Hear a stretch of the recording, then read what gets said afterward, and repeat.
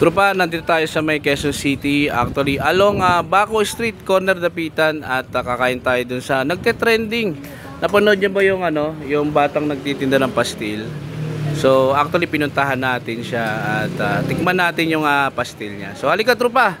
Along lang to, Baco Street, corner Dapitan. Yung mismong niya is yung Palawan Express lang. So, halika tropa, tikman na natin siya. Ay, Sir Johan. Sir Johan, bakit ka nagtitinda ng pastil?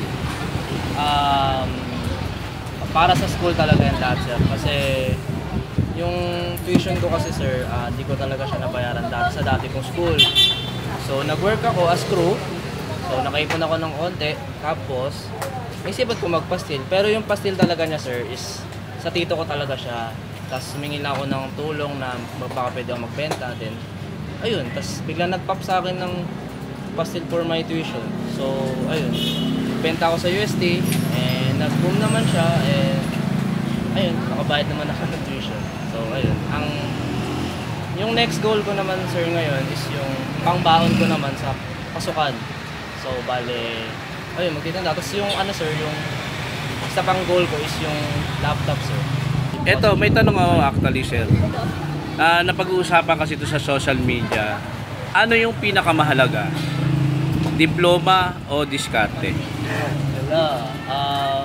Actually, sir, parehas siya sa akin. Kasi yung diploma na yan, importante yan sa akin kasi sa family ko, ako pa lang po ang gagraduate sa college. So, malaking bagay siya sa akin. So, may diskarte rin ako para sa diploma ko. So, parehas ko siyang nagsasabay. So, walang issue sa akin yan. Parehas ko siyang gagamit.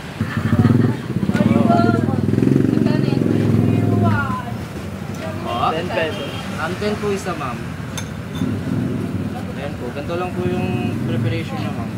Nalagay po. Bubat na lang po sa ganyan. Tapos, ayun. Yun po, ma'am. 10 pesos lang po. Sige po, magbenta niyo sa set. Since kailan ka pa Ito na yung worth 10 pesos yung pastilo. Yan. So, nako, tikman na natin. Tulungan natin to actually. Sa bawat kita mo ng pastil is nakakatulong ka na ng pantuition niya. So, worth 10 pesos lang to. Tikman na natin, trupa. Tikman na natin siya.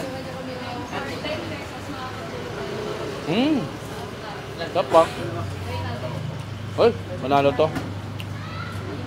Parang siya nasa Quiapo rin.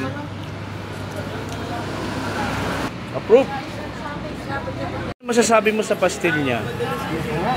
Masarap? Lagi ka ba kumakain dito? Ngayon lang. Ngayon lang. Nadaan ka lang dito. Actually, laking tulong din sa kanya kasi nga yung sa pantuition yung 10 pesos, no? Salamat tayo. Thank you. Maraming salamat. Marami. Oo nga eh.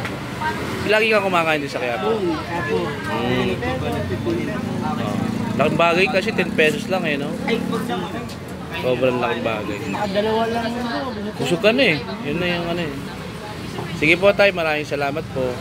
So, Sir Johan, invite mo naman sila na kumain dito. Yung anong time nung mo, pati yung address nung ha? So, Sige. bale, hello guys, nandito po ngayon sa Dapitan, corner Baco. So, nag-open kami ng 3 PM ng hapon hanggang maubos. So, ayun. Bili na kayo. Naku, tulungan natin to, trupa. Isa to sa mga dikain natin. Naku, napakaganda ng kwento nito. Kasi maraming kabataan talaga ngayon na hindi nakakapag-aral dahil walang pan-tuition. Sa sobrang mahal ng tuition. Alam mo yung dito, yung tuition sa Pilipinas, ginto na. Nako, instead of talaga is ito dapat yung pagtuunan ng government. I-boost nila yung education. At syempre turuan na rin ng diskarte. Yun nga sinabi nga, mahalaga yung diskarte at pinakamahalaga rin yung diploma. So ito tropa, maraming salamat Sir Johan. Thank you. God bless you. Nako, sana magsasya. Puntahan niyo to tropa. Panalo yung pastel nito.